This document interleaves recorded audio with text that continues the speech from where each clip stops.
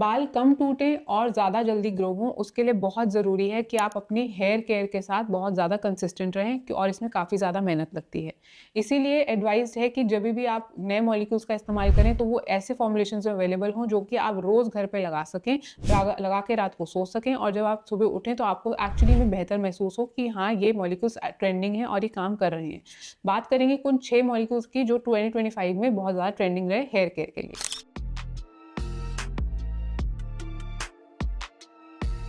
सबसे पहले है आपका stem cell exosome. Stem cell exosome जैसे कि स्किन केयर में बहुत पॉपुलर था, वैसे ही अब हेयर केयर में बहुत ज़्यादा इंपॉर्टेंट हो गया है। एक्सोसोम्स हमें पता है कि एक पर्टिकुलर मैसेज कैरी करते हैं, तो जहाँ आपने हेयर के लिए इसको यूज़ किया तो वो हेयर के पास एक पर्टिकुलर मैसेज लेके जाएगा कि उसे कम टूटना है, घना होना है, ब्लैक कलर रिटेन करना है। इस टाइप की रीजनरेटिव प्रॉपर्टीज़ के साथ एक्सोसोम आता है और इसके रिजल्ट्स बहुत सुपीरियर हैं। ये बहुत अच्छा पेनिट्रेशन पावर रखता है, इसलिए इसके रिजल्ट्स भी जल्दी दिखते हैं और साथ में ये बहुत जल्दी आपको सीरम फॉर्मुलेशंस में अवेलेबल होगा ताकि आप घर पे इस्तेमाल कर सकें और आपको एक्चुअली में जल्दी रिजल्ट्स दिखें। दूसरा मॉलिक्यूल जो हम बात करेंगे वो है रिडेंसिल 2.0। रिडेंसिल 2.0 क्या है? हमेशा से हमने सुना है रिडेंसिल रिडेंसिल, लेकिन रिडेंसिल 2.0 जो है ना ही सिर्फ ये एक स्ट्रॉन्गर रिडेंसिल है बल्कि एक टारगेटेड रिडेंसिल है। तो इसकी अच्छी खास बात क्या है? ये भी आपका एनाजन फेज बढ़ाएगा, बालों का रूट्स को स्ट्रॉन्ग करेगा, आपके रूट शाफ्ट पे काम करेगा, उसकी वजह से आपका बाल कम टूटेंगे और जल्दी उगने की तरफ जाएंगे। अब रिडेंसिल की खास बात यह है कि रिडेंसिल बहुत सारे फॉर्मुलेशंस में आता था, लेकिन अब जो रिडेंसिल 2.0 है ये और भी ज़्यादा स्मॉलर मॉलिक्यूल के फॉर्मुलेशन में आने लगा है, यानी कि बहुत ज़्यादा अच्छी पेनिट्रेशन, नॉन इरिटेंट और इसके साथ भी अब आपको पेप्टाइड्स और अलग कॉम्बिनेशंस के साथ फॉर्मुलेशंस मिलेंगे जो कि होम केयर किट्स में अवेलेबल होंगे ताकि आप जल्दी सुपीरियर रिजल्ट्स पा सकें। तीसरा मॉलिक्यूल जो है एसिटाइल टेट्रापेप्टाइड 3।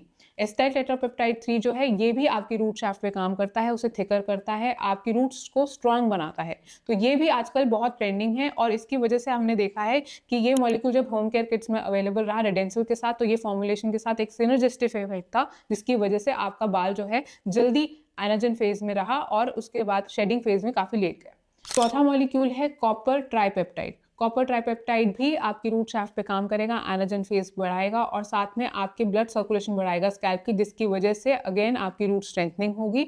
और इसको भी अगर आपने देखा हो जो लेटेस्ट फॉर्मुलेशन है वहाँ पर ये पेप्टाइड्स जो फॉर्मुलेशन है ये आपके रिडेंसिल के साथ, एक्सोसोम्स के साथ अलग अलग कॉम्बिनेशन में अवेलेबल है आजकल मार्केट में और ये भी बहुत अच्छे रिजल्ट दे रहा है। पांचवा मॉलिक्यूल है biomimetic growth factors. Growth factors बहुत ही ज़्यादा कॉमन रहे हैं हमेशा से हेयर ट्रीटमेंट्स के लिए क्लिनिक फॉर्म में, जिसमें कि आपके ग्रोथ फैक्टर्स जो हैं आप ही के ब्लड से निकालते हैं, इंजेक्ट करते हैं आपके स्कैल्प पे और बहुत अच्छे आपके फॉलिकल को बूस्ट मिलता है। लेकिन ग्रोथ फैक्टर्स की एक प्रॉब्लम थी कि ग्रोथ फैक्टर्स जो होते हैं इनका मॉलिक्यूलर साइज बहुत ज़्यादा बड़ा होता है, इसीलिए उतने अच्छे तरीके से पेनिट्रेट नहीं करते जब भी ये सिरम फॉर्म में अवेलेबल थे।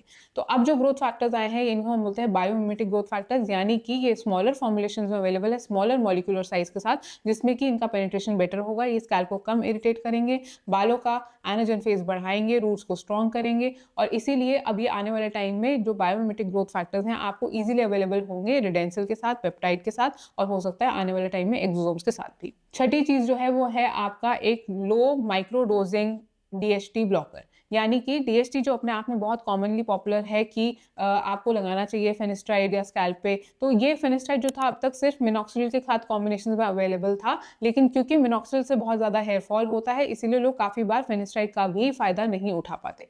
आने वाले टाइम में आप देखोगे कि लो डोज फेनिस्ट्राइड, लो डोज ड्यूटास्ट्राइड और plant based 5 alpha reductase modulators आने वाले हैं जो कि आपको जेल फॉर्म में या सिरम फॉर्म में मिलेंगे, जो कि आप सिरम फॉर्म में जब आप लगाएंगे तो आपको लो डोज में फेनिस्ट्राइड का एंटी डीएचटी इफेक्ट मिलेगा और बाल जो पतला होता चला जा रहा है वो आपका रुक जाएगा, साथ में वो और थिनिंग होके बाल गायब ना हो उसके लिए वो काम करेगा और साथ में ग्रोथ भी बहुत अच्छी आपकी दिखेगी। अब फेनिस्ट्राइड और डीएचटी जो आपके अवेलेबल थे जनरली वो मिनॉक्सिडिल के साथ अवेलेबल थे, तो अब जो फॉर्मुलेशंस आएंगी उनमें आपको रिडेंसिल 2.0 के साथ, पेप्टाइड के साथ, बायोमिमेटिक ग्रोथ फैक्टर्स के साथ और एक्सोसोम्स के साथ। तो बेसिकली सारे जितने भी बेस्ट मॉलिक्यूल्स हैं वो आपको सिरम्स में मिल जाएंगे और इसीलिए आपकी होम केयर किट में वो सारे मॉलिक्यूल्स होंगे जो आपके बालों को उगाने के लिए या बालों का झड़ना कम करने के लिए ज़रूरी हैं।